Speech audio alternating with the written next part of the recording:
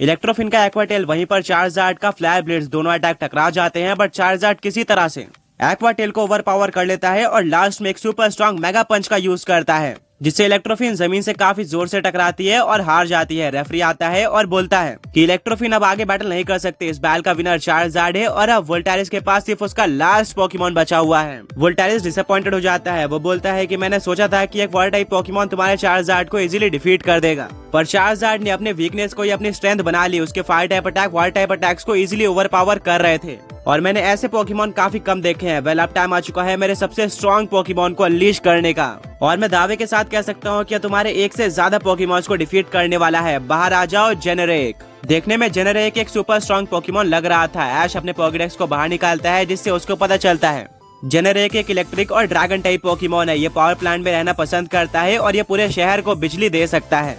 जेनेरेक एक काफी तेज रोर करता है जिससे पूरे बैटलफील्ड पर इलेक्ट्रिसिटी फैल जाती है और ये चार्जार्ड को भी फील होती है।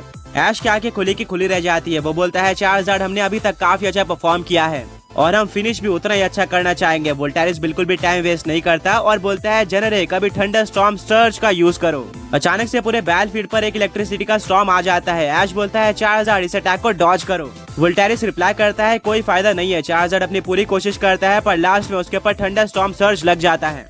ऐश शॉक हो जाता है कि आखिर चार्जार्ड इस अटैक को कैसे नहीं डॉज कर पाया। वोल्टेरिस बोलता है कि इस अटैक का रेंज बहुत ज्यादा है, ये पूरे के पूरे बैटलफील्ड को कवर कर लेता है और कोई भी पोकेमॉन इसको डॉज नहीं कर सकता। इस अटैक के लगने के बाद चार्जार्ड पूरी तरह से हिल चुका था। वोल्टेरिस बोलता है कि रेंज ज्यादा होने के साथ ही साथ यह अटैक सुपर स्ट्रॉन्ग भी है, जो कि चार्जार्ड के ऊपर क्लियरली दिख रहा है। ऐश बोलता है चार्जार्ड ऑलराइट हम अपनी स्ट्रेंथ दिखाते हैं, फ्लेम थ्रोअर का यूज करो। चार्जार्ड बिल्कुल ऐसे ही करता है। वोल्टेरिस अपने जेनेरेक को ठंडा बोल्ट के साथ काउंटर करने का ऑर्डर देता है। फ्लेम थ्रोअर और ठंडा बोल्ट आपस में टकरा जाते हैं बट चार्जार्ड का फ्लेम थ्रोअर ठंडा बोल्ट को ओवर पावर कर लेता है, जिससे फ्लेम थ्रोअर जेनेरेक के ऊपर लग जाता है बट उसको ज्यादा डैमेज नहीं पड़ता क्योंकि ठंडा बोल्ट ने काफी हद तक फ्लेम थ्रोअर के पावर को कम कर दिया था। वोल्टेरिस एक स्माइल देता है और बोलता है जेनेरेक अभी पैरालाइजिंग पल्स का यूज करो। यह अटैक चार्जार्ड के ऊपर लगने वाला होता है कि लास्ट मोमेंट पे चार्जार्ड उड़ जाता है और इस अटैक को डॉज कर लेता है। ऐश बोलता है चार्जार्ड बहुत बढ़िया, अभी ड्रैगन क्लॉ का यूज करो। चार्जार्ड कुछ ही सेकंड्स के अंदर जेनेरेक के पास पहुंच जाता है और ड्रैगन क्लॉ का यूज करके डैमेज देता है। वोल्टेरिस बोलता है कि अच्छा तुम अब फिजिकल अटैक का यूज कर रहे हो। जेनेरेक चलो इस बैल को खत्म करते हैं, प्लाज्मा टेल का यूज करो। ऐश बोलता है चार्जार्ड इसको काउंटर करो फायर ब्लास्ट अटैक के साथ। जेनेरेक तेजी से चार्जार्ड की तरफ बढ़ रहा होता है पर तभी चार्जार्ड के साथ एक ऐसी चीज होती है जो कि ऐश और उसके फ्रेंड्स बिल्कुल भी नहीं चाहते थे। चार्जार्ड के बॉडी से थंडर वेव बाहर आते हैं और उसके ऊपर पैरालिसिस का असर होता है, जिसके चलते वो फायर ब्लास्ट यूज नहीं कर पाता। इससे जेनेरेक को एक एडवांटेज मिल जाता है और वो पूरी ताकत से चार्जार्ड के ऊपर प्लाज्मा टेल का यूज करता है। ये इलेक्ट्रिक टाइप अटैक चार्जार्ड के ऊपर सुपर इफेक्टिव था, जिससे चार्जार्ड को बहुत ज्यादा डैमेज पड़ता है। चार्जार्ड बिना किसी मूवमेंट के खड़ा हुआ था। ऐश बोलता है चार्जार्ड क्या तुम ठीक हो। चार्जार्ड ऐश का कोई भी आंसर नहीं देता और कुछ ही सेकंड्स के अंदर नीचे गिर जाता है। रेफरी आकर डिक्लेयर कर देता है कि चार्जार्ड अब आगे बैटल नहीं कर सकता, यानी कि ऐश के 3 पोकेमॉन्स हार चुके हैं। अब ऐश के पास 7 पोकेमॉन्स बचे हुए हैं, वहीं पर वोल्टेरिस का लास्ट पोकेमॉन अभी भी बैटल कर सकता है। चार्जार्ड के हारने के बाद ऐश पूरी तरह से शॉक रह जाता है। ब्रॉक बोलता है कि वोल्टेरिस ने पैरालाइज का काफी अच्छी तरीके से यूज किया, लास्ट में चार्जार्ड को हार कर इसकी कीमत चुकानी पड़ी। सही ना बोलते हैं कि पहले बैटल में ऐश के कोई भी पोकेमॉन नहीं हारे थे, दूसरे बैटल में एक पोकेमॉन हारा और वहीं पर तीसरे इलाइट 6 के सामने उसके 2 पोकेमॉन्स हार चुके हैं। ब्रॉक रिप्लाई करता है यही इलाइट 6 की खासियत है, जैसे जैसे बैटल आगे बढ़ेगी तुम्हारे पोकेमॉन्स और भी ज्यादा वीक होते जाएंगे क्योंकि वो पिछले कुछ बैटल से डैमेज लेकर आ रहे हैं, वहीं पर अपोनेंट के पोकेमॉन बिल्कुल नए और फ्रेश होंगे।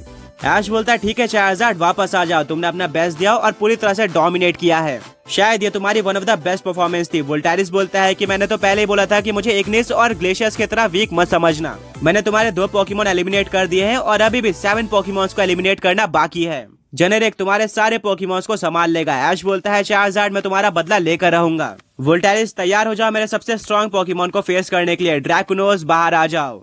आगे बढ़ने से पहले पिछले पॉकी क्विज के विनर्स ये रहे एंड आज का क्वेश्चन ये है कि ऐश का इकलौता रीजनल फॉर्म पोकेमॉन कौन सा है।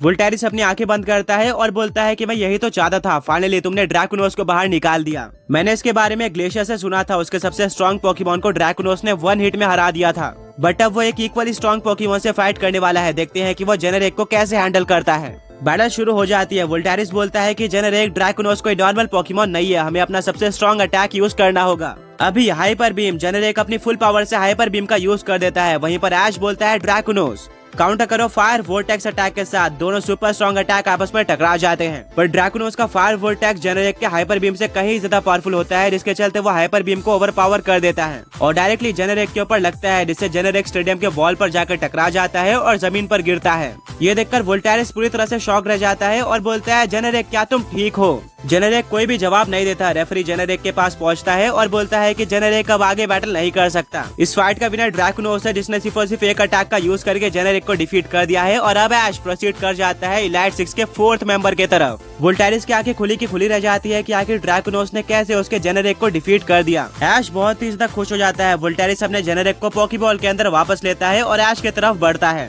उसके फेस पर एक स्माइल थी और बोलता है कि ऐश तुमने मेरी रिस्पेक्ट को अर्न कर लिया है। काफी कम ही पोकेमॉन ट्रेनर्स जेनेरिक को डिफीट कर पाते हैं एंड इस तरह से डिफीट करना तो बहुत ही ज्यादा रेयर है। मैंने ड्रैकुनोस को अंडर एस्टिमेट किया था एंड अब मुझे उसकी पावर पता चल चुकी है। ऐश ड्रैकुनोस के ऊपर काफी प्राउड फील करता है एंड उसके शोल्डर पर हाथ रख के बोलता है कि तुम इनक्रेडिबल थे। वोल्टेरिस बोलता है, ठीक है ऐश, अब तुमने 3 इलाइट 6 मेंबर को डिफीट कर दिया है और अब तुम चौथे की तरफ बढ़ सकते हो। आगे के फाइट्स के लिए बेस्ट ऑफ लक। ऐश और उसके फ्रेंड्स बाहर आ जाते हैं और इलेक्ट्रिक टाइप इलाइट 6 का गेट सील हो जाता है एंड चौथा गेट ग्लो करना स्टार्ट कर देता है, जो कि पर्पल कलर का था। ऐश और उसके फ्रेंड्स उस गेट के पास आते हैं। ऐश एम्बलम को मैच करता है, जिससे गेट खुल जाता है और अंदर से काफी सारे बैट जैसे पोकेमॉन्स बाहर आते हैं और डरावनी आवाजें भी आते हैं। अंदर का माहौल काफी ज्यादा खतरनाक था और ऐसा लग रहा था कि वो एक ग्रेवयार्ड में आ चुके हैं। आसपास में पर्पल और ब्लैक कलर के फ्लेम्स जल रहे थे। वहीं पर बैटलफील्ड पूरी तरह से पर्पल होती है। ऐश और उसके फ्रेंड्स को कुछ आवाजें सुनाई देना स्टार्ट हो जाती है, बट उनको आसपास कोई भी पोकेमॉन ट्रेनर देखने को नहीं मिल रहा था। तभी उनके सामने एक लंबे पोकेमॉन कैरेक्टर की शैडो अपीयर होती है। ऐश बोलता है कि तुम कौन हो?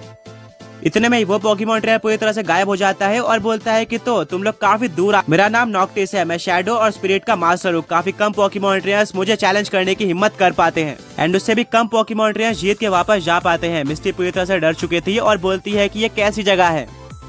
ऐश बोलता है कि हमें डराना बंद कर दो और सामने आओ। तभी नॉक्टिस ऐश और उसके फ्रेंड्स के सामने उसने पर्पल कलर की कोट पहनी हुई थी एंड देखने में वो बहुत ही ज्यादा डरावना लग रहा था। वो बोलता है कि ऐश तुम्हारा स्वागत है, मैं 4th इलाइट 6 मेंबर हूँ और मैं मास्टर हूँ घोस्ट और डार्क टाइप पोकेमॉन्स का। क्या तुम बैटल करने के लिए रेडी हो? ऐश बोलता है कि हाँ, मैं पूरी तरह से रेडी हूँ बैटल करने के लिए, पर बैटल फील्ड कहाँ पर है? नॉक्टिस बोलता है, क्या तुम्हें बैटल फील्ड नहीं दिखाई दे रही? यही बैटल फील्ड है। ऐश और उसके फ्रेंड्स पूरी तरह से शॉक रह जाते हैं, क्योंकि एक बैटल फील्ड नहीं बल्कि ग्रेवयार्ड था और यहीं पर पोकेमॉन बैटल होने वाली थी।